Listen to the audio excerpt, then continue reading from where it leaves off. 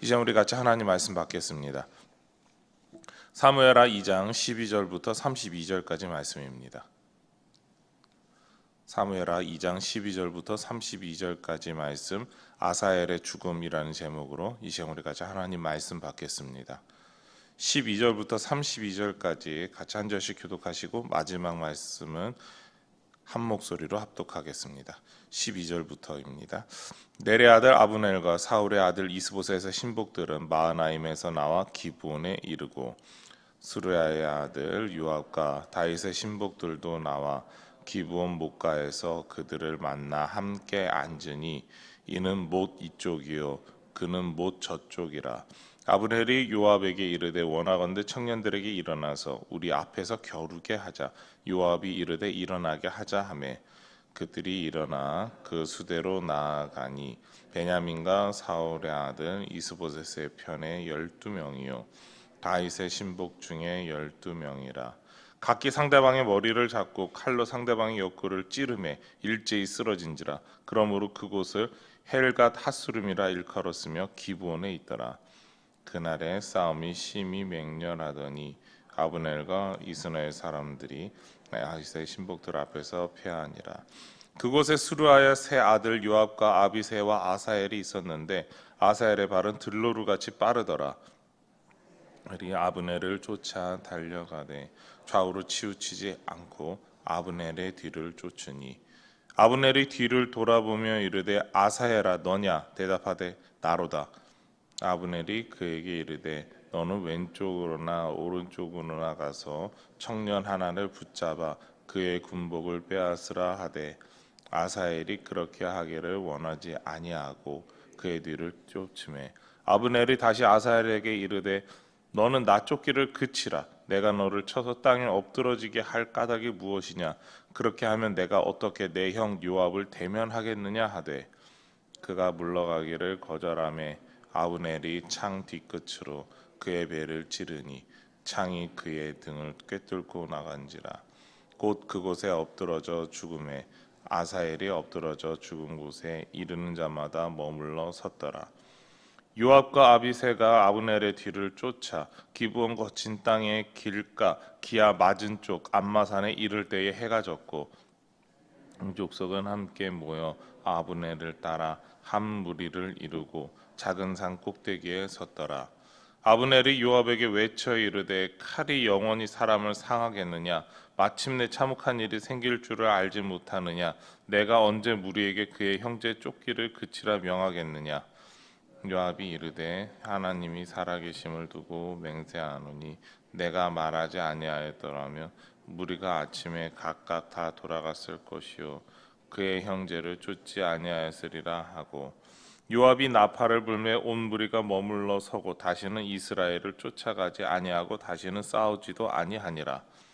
아브넬과 그의 부하들이 밤새도록 걸어서 아라바를 지나 요단을 건너 비드론 온 땅을 지나 마하나임에 이르니라. 요압이 아브넬 쫓기를 그치고 돌아와 무리를 다 모으니 다윗의 신복 중에 19명과 아사엘이 없어졌으나 다윗의 신복들이 베냐민과 아브넬에게 속한 자들을 쳐서 360명을 죽였더라.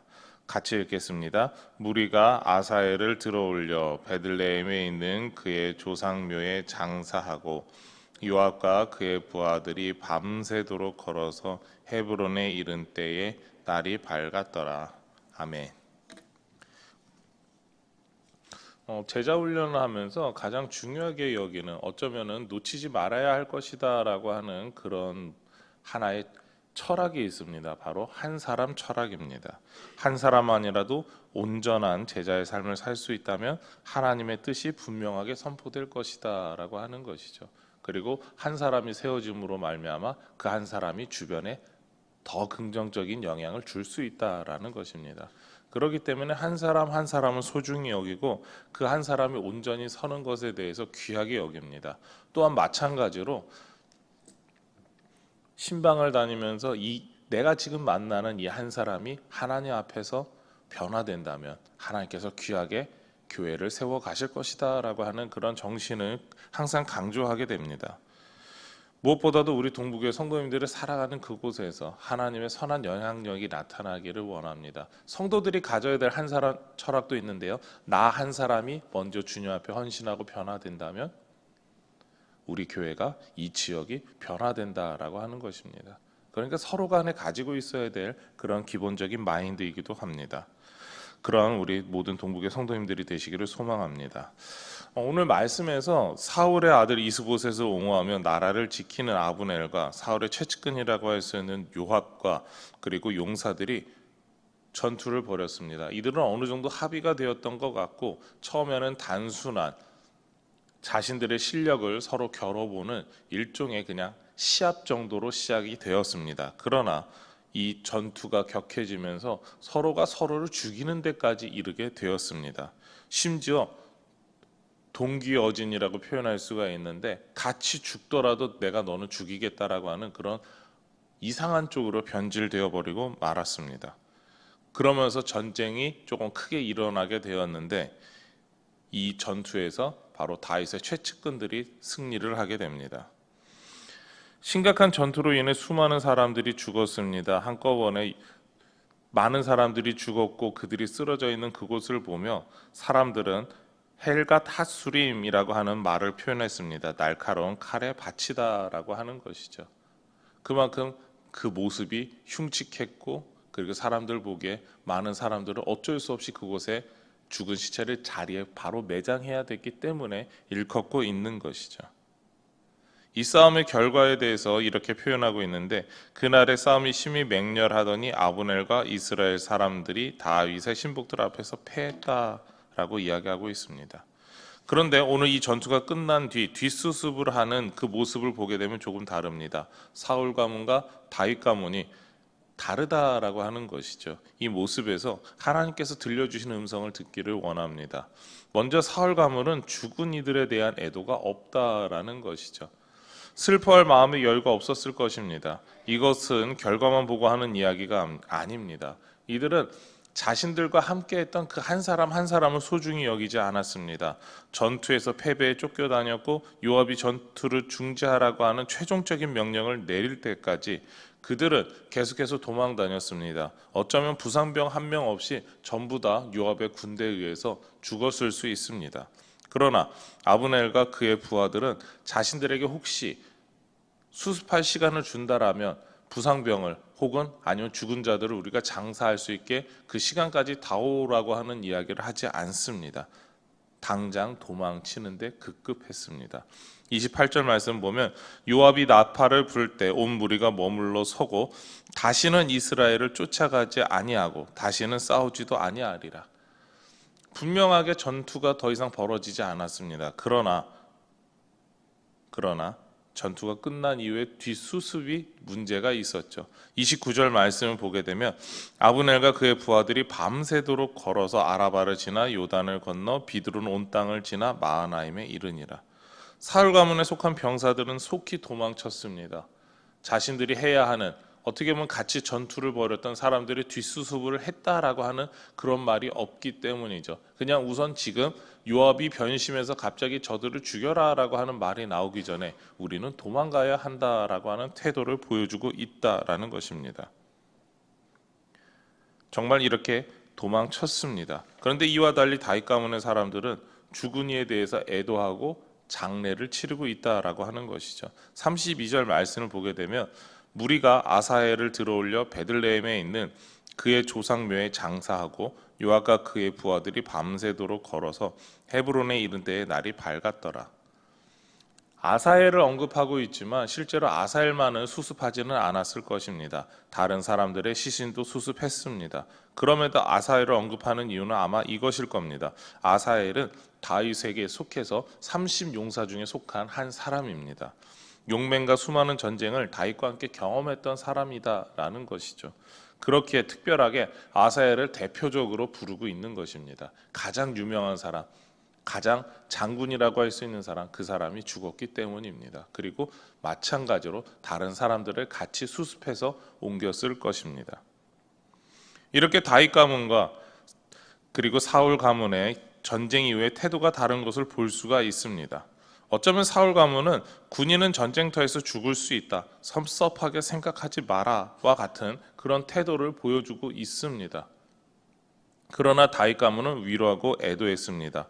젊은 청년들이 전쟁에서 죽는 것을 안타깝게 여기고 한 사람 한 사람을 귀중하게 여긴 것이죠.